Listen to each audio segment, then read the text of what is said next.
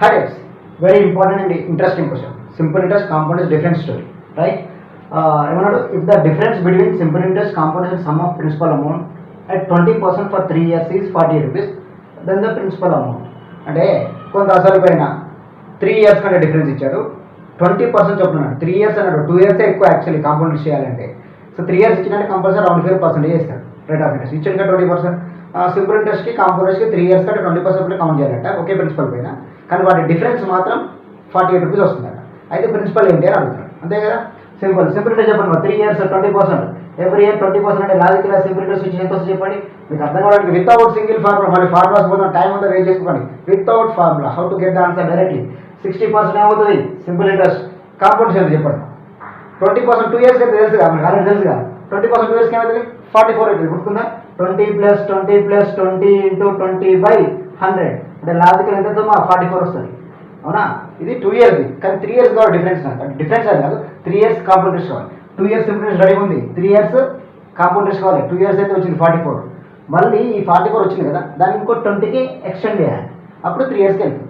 మళ్ళీ ప్లస్ 20 × 44 కదా, same 20 × 44/100 same concept. ఇప్పుడు 44 + 20 ఉంది, 60 ఉంది. ఈ రెండు మీద డిఫరెన్స్ చెక్ చేసుకునే ఎక్స్ట్రా తర్వాత విషయం. Make it simple.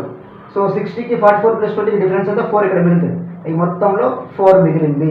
4 plus extra value 20 × 44/100 అంటే 00గా 8.8 కదా, 88/100 8.5 10 అంటే 8.8 అంటే లాజికల్గా 12.8 అయిపోయింది. 12.8 డిఫరెన్స్ అయింది. ఇంకా మేము ఫార్ములా తీసుకుంటాం 2 years 3 years అని కష్టపడగా 2 years వచ్చింది, అది 3rd year కంటిన్యూ చేసిన. దీనికి డిఫరెన్స్ చెక్ చేసుకుంటే 12.8 వచ్చింది. ఆ 12.8 వర్త్ ఎంత ఇచ్చాడు? 48 రూపీస్. అయిపోయింది. 12.8 worth is 48 rupees. What is 100% worth? Correct.